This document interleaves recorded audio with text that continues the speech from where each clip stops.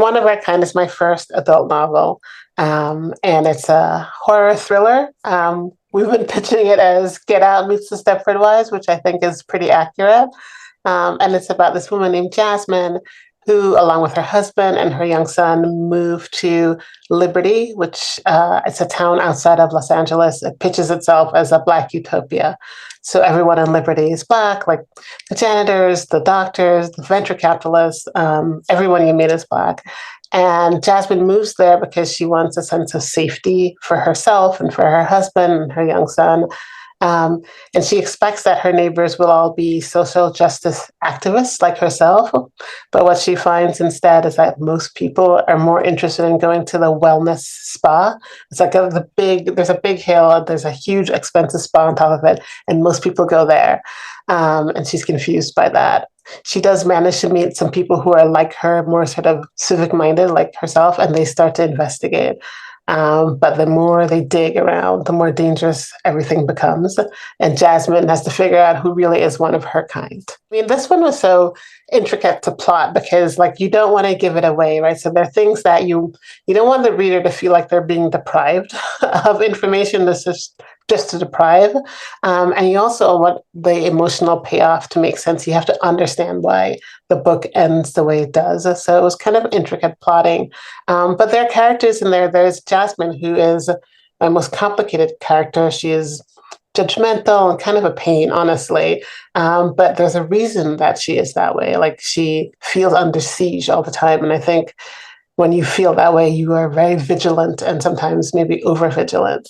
And then so you have someone like Jasmine, and then you have other characters in the book who go the opposite way from Jasmine. They don't pay attention to the news at all. They look away from all tragedy and trauma. They would rather be sort of medicating in the spa all the time. And what I wanted to talk about is a world that would force you into either camp, right? Because I think, in our modern society, there is a way in which you can wake up every day and turn on the news and everything's on fire. Like so many things are wrong. And I think that if you're a reasonably good person, you want to fix some things, but you can't fix everything. And but you're pushed and your heart breaks, and sometimes you want to run away and sometimes you want to dive in, and it's just all a lot. And I think there are responses that run the spectrum to that kind of trauma. And Jasmine's on one end and some of the characters in Liberty are on the other end. And they're villains in the book, but the villains in the book are also victims, right? And so the book is really, it's not meant to be prescriptive. Like there are no answers in the end. It's just meant to point at a question over and over again. Like, how have we done this? Like, why do we make the world this way? What are we going to do? I think the character that's most like me is probably Trisha, which is one of her friends. There's a character named Charles who says ridiculously outrageous things, and it was kind of thrilling to write the outrageous things that he says. I really liked Keisha as well.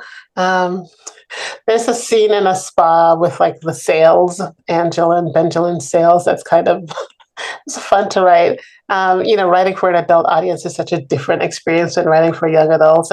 And so there were just things that I was allowed to say now, and sort of themes I was allowed to pay attention to now. It was kind of thrilling for me. Books are empathy machines for readers, but in order to write them, I think you have to be pretty empathetic as well, right? So you do have to, like, I understand why Jasmine is the way she is. Um, and I have felt the way Jasmine has felt like before. But to be clear, Jasmine is not me at all, right? And so then, stuff you just make up, right? To get to, you get to know the character and how they would react in certain situations. And Jasmine is driven a little bit by fear, a little bit by like a fight for justice. She's some blinders on and she's judgmental, but I think there's a world that creates a character like her. And that's what I really wanted to explore is like, how do you get to be Jasmine? I'm a reviser. So that is my whole deal, right? So like I wrote this book, the first draft in 6 weeks, which is the fastest I've ever written anything, right? So, but it was just the bones, like of the house, right? So it's like nothing enough. There's not enough there. It's not a book that you could put on a shelf, right? And then I revised it for 3 years after that, right? So that's just revision after revision. And the more I do it, the more I get to know like what the words she would say. Like I can tell you now, Jasmine wouldn't say that, right? But I didn't know that on the first draft. Maybe I knew it on the 20th draft, right? So it is really just a matter of layering and going back and taking some time with it, and then going back, and you start to hear her, you start to understand. Like, well, I didn't know this the first draft. I didn't know this thing was going to happen, but now on draft five, I know it's going to happen. So I can set it up a little bit. I can have Jasmine anticipate it or not anticipate it. Um, I say this to new writers all the time: is that the book you see on the shelf is absolutely not the first draft of the book. There's like so much stuff that has gone into it. So if your first draft sucks, don't worry about it because everyone's first draft sucks.